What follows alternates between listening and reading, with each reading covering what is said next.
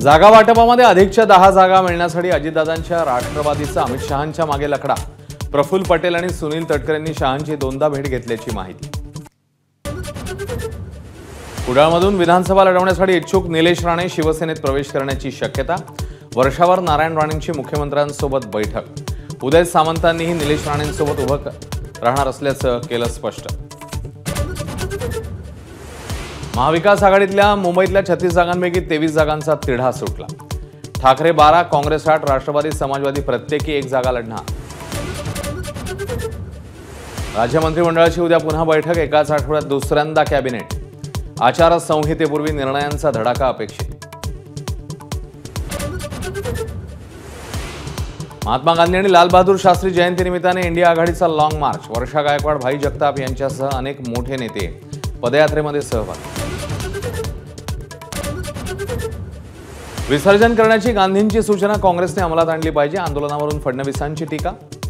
गांधी जयंती आंदोलनाचा नव्हे तर आत्मचिंतन करण्याचा दिवस असल्याचं मत।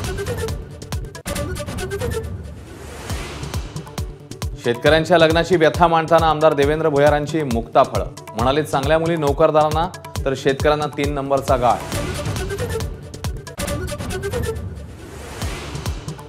महिला उपभोगाचं साधन आहे का? भुयारांच्या वक्तव्यावरनं यशोमती ठाकूर यांचा संतप्त सवाल।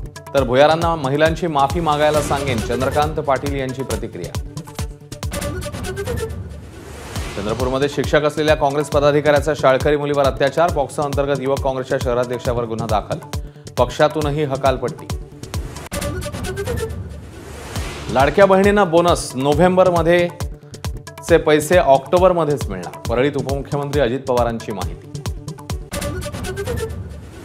वाराणसीमध्ये साईबाबांच्या मूर्तीवरून सुरू असलेल्या वादाचे महाराष्ट्रामध्ये पडसाद। साईबाबा लोकांचं श्रद्धास्थान, तर मूर्ती हटवण्याचा प्रकार दुर्दैवी, नेत्यांची प्रतिक्रिया।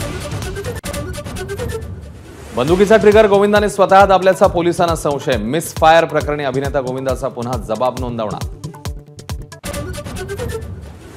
इराण, लेबनॉन आणि इस्रायलच्या संघर्षामुळे पश्चिम आशियावर युद्धाचे ढग।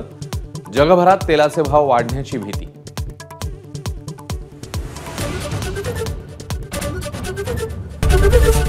एबीपी माझा, उघडा डोळे बघा नीट।